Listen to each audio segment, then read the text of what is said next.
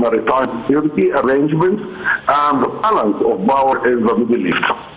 Indeed. Now, Dr. Mohamed, now Yemen and Iran control the two main straits, which controls about 30% of global oil supplies. How critical is this? And we're talking about these numbers. If the strait were to continue this closure, what are your expectations? Would this trigger a new global energy crisis? And we've seen the fluctuation of oil prices over the last few months, and now a barrel of oil has surpassed $90 once again and expected to continue rising.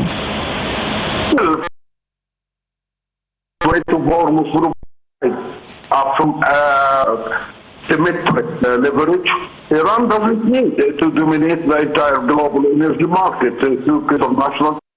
It only needs to demonstrate that possesses the capacity to disturb one of the world's most important energy corridors. Yes. So Iran and use one of their arms, which Houthi, also to close Bab al-Mandab or control Bab al-Mandab to make a pressure on the United States and force the United States to accept negotiations with Iran.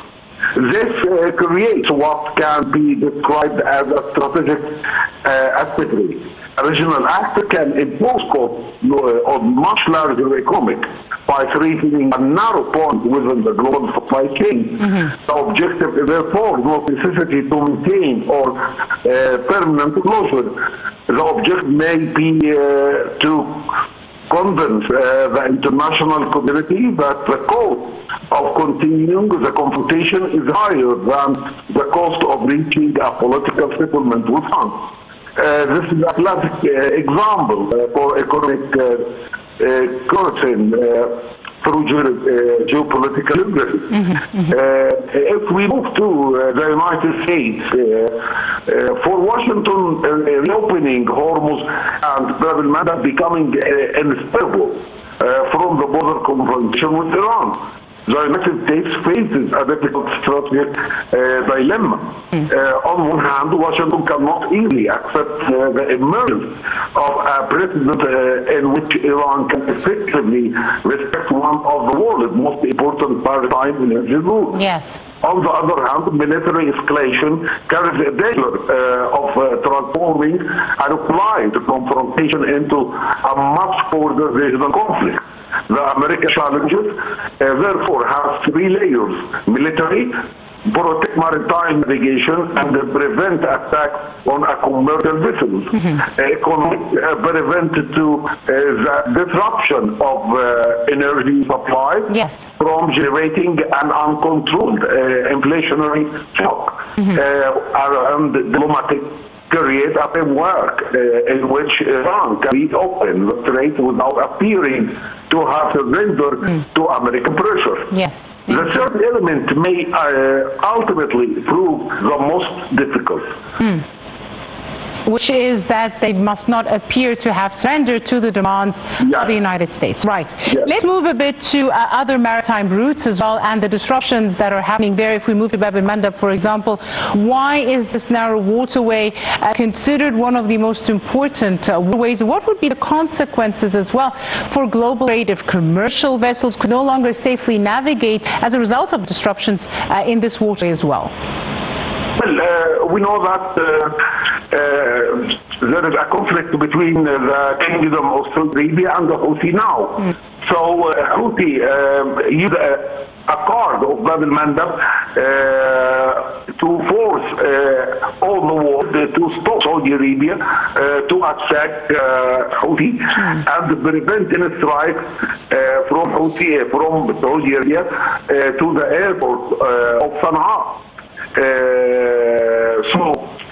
Also, Iran used this card, which is in her hand, to force the United States or to make the United States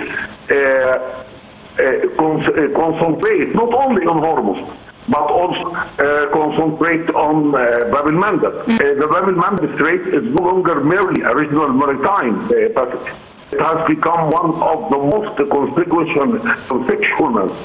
strategic pressure points in the global economy, connecting the Red Sea with the Gulf of Aden and the Aegean Sea. The Strait constitute the southern gateway to Suez Canal. Any sustained disruption therefore affects not only vessel sailing through Yemeni water, but the entire commercial corridor linking Asia, the Middle East, and Europe. Yes. The current escalation is particularly significant because curing simultaneously with the severe disruption of the Strait of Hormuz. Recent shipping data indicates that 19 commodity vessels transited Bab el-Mandab on August 17th, compared with a 10-day average of 26, showing that already we're seeing a drop. Yes. Yes, showing that traffic has continued, but under considerable pressure. Yes. The strategic danger is consequently not necessarily literal, legally declared closer to the strait. The more important issue is whether the security environment becomes too dangerous that commercial shipping effectively treat Bab el-Mandab as a closed or restricted corridor. Indeed. Now, Dr. Mohamed, this is very critical juncture. Let me ask you, what role do you see international powers and organizations playing in this regard, especially in guaranteeing freedom of navigation without these disruptions or possibility of attacks, especially because this is not just a regional problem, but a global one as well?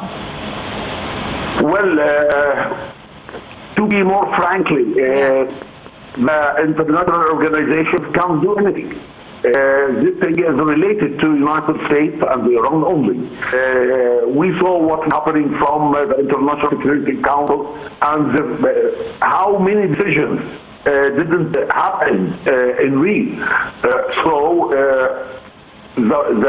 The subject is related to the United States and Iran. If Iran and the United States have a deal, everything will be okay.